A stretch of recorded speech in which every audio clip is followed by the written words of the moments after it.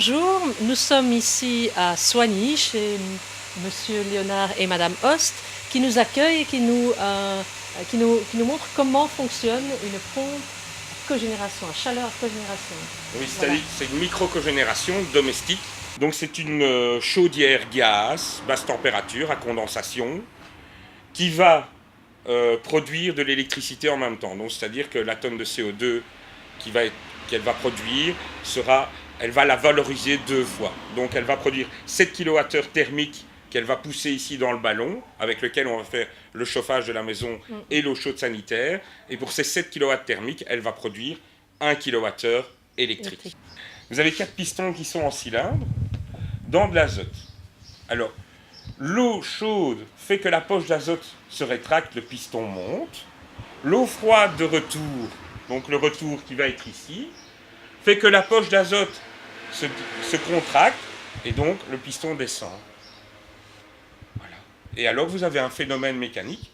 Ce phénomène mécanique, vous le ramenez sur un alternateur et l'alternateur va nous débiter du courant alternatif. Voilà, il n'y a pas... C'est très simple. Le but du jeu, en fait, c'est qu'en plein hiver, c'est de la faire tourner 16 heures par jour. Ça, c'est vraiment le but du jeu. Comme ça, on va produire les kilowattheures électriques qu'il faut. Voilà. Et donc, vous êtes un spécialiste dans le domaine, vous travaillez dans l'équipement, dans le chauffage, mais pourquoi avoir choisi ce moyen-là plutôt qu'un autre? Mais parce qu'ici, on est vraiment au centre-ville de Soignies. On bénéficiait du gaz naturel. Bon, au centre-ville, le nombre de mètres carrés sont comptés, le garage, il est compté. Enfin, voilà. Donc, d'où profiter du gaz naturel directement qui nous arrive. Bon, qui reste une énergie fossile, mais lorsqu'on arrive peut-être à combler la tonne de CO2, à la revaloriser 2 fois avec la production électrique, ben, ma foi, le principe écologique a l'air intéressant. Voilà. Donc c'est ça, avec une consommation de gaz naturel qui sera la même, voilà. qui sera la même qu'actuellement. Deux énergies. On produit 2 énergies, voilà. Donc c'est-à-dire le chauffage, l'eau chaude sanitaire et l'électricité. Bonjour Hubert. Bonjour à tous, nous nous trouvons ici à Écosine et Hubert et Geneviève Vanèche nous ouvrent les portes de leur maison et de leur exploitation. Alors Hubert, bonjour. Bonjour, oui. Qu'est-ce qu'on peut voir là au-dessus du toit? Mais ici j'ai commencé, c'était en 2000 quelque chose ainsi. J'ai commencé par mettre des capteurs solaires thermiques. Donc j'ai mis 10 mètres carrés et ça me permet de chauffer tout ce qui est eau sanitaire.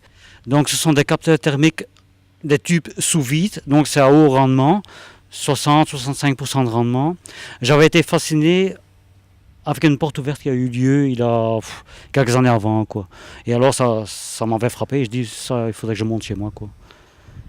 Donc ici j'ai installé une micro-station d'épuration, même avant que la loi soit obligatoire, j'avais ça dans mon sang, quoi. Je disais bon, rejeter mes eaux usées ainsi comme ça, c'est pas trop propre. Fait que j'avais imaginé quelque chose qui aurait pu aller, j'avais été voir 2-3 trucs, mais c'était pas encore fort au point.